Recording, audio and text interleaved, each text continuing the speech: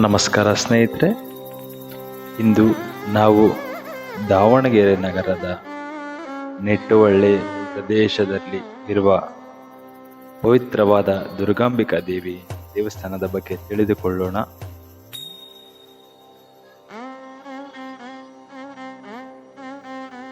ದಾವಣಗೆರೆ ನಗರದಲ್ಲಿರುವ ಈ ದೇವಾಲಯ ಭಕ್ತರ ವಿಶ್ವಾಸದ ಪ್ರಮುಖ ಸ್ಥಳವಾಗಿದೆ.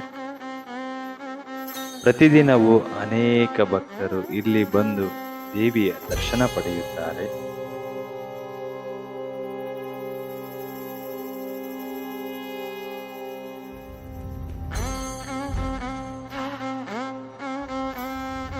ಬೆಳಗಿನ ಸಮಯದಲ್ಲಿ ದೇವಸ್ಥಾನದ ಗಂಟೆಯ ಧ್ವನಿ ಮತ್ತು ದೀಪಗಳ ಬೆಳಕು ಈ ದೇವಾಲಯದ ವಾತಾವರಣವನ್ನು ತುಂಬಾ ಪವಿತ್ರವಾಗಿಸುತ್ತದೆ.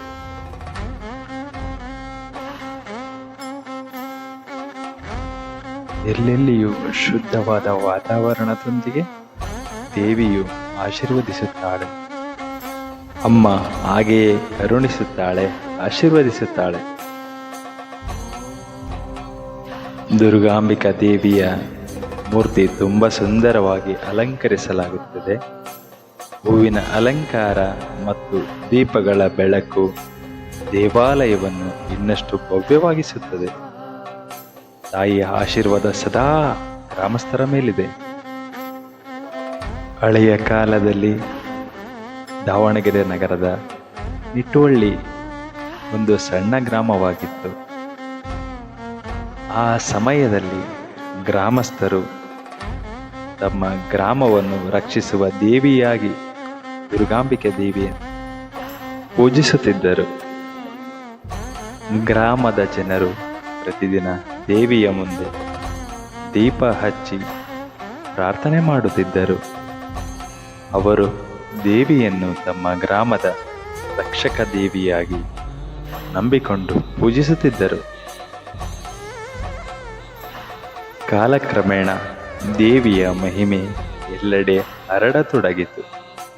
ಇದರಿಂದ ಜನರು ಸೇರಿ ದೇವಸ್ಥಾನವನ್ನು ನಿರ್ಮಿಸಲು ಆರಂಭಿಸಿದರು. ದೇವಸ್ಥಾನ ಸಂಪೂರ್ಣವಾಗುವ ಹಂತವಾಯಿತು.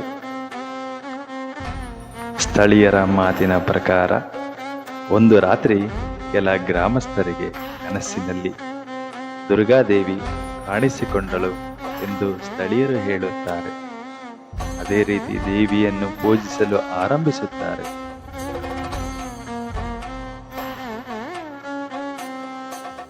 ಆ ಕನಸಿನಲ್ಲಿ ದೇವಿ ಸ್ಥಳದಲ್ಲಿ ತನ್ನನ್ನು ಪ್ರತಿಷ್ಠಾಪಿಸಿ ಪೂಜೆ ಮಾಡಿದರೆ ಗ್ರಾಮವನ್ನು ಕಾಪಾಡುತ್ತೇನೆ ಎಂದು ಆಶೀರ್ವಾದ ನೀಡಿದಳು ಎಂದು ಸ್ಥಳೀಯರು ಹೇಳುತ್ತಾರೆ.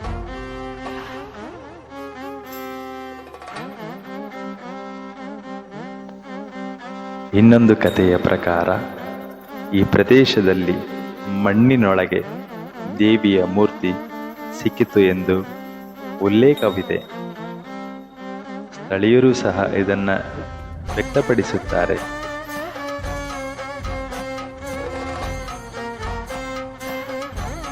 ಆ ಮೂರ್ತಿಯನ್ನು ದೇವಿಯ ದೈವಿಕ ಸಂಕೇತ ಎಂದು ಭಾವಿಸಿ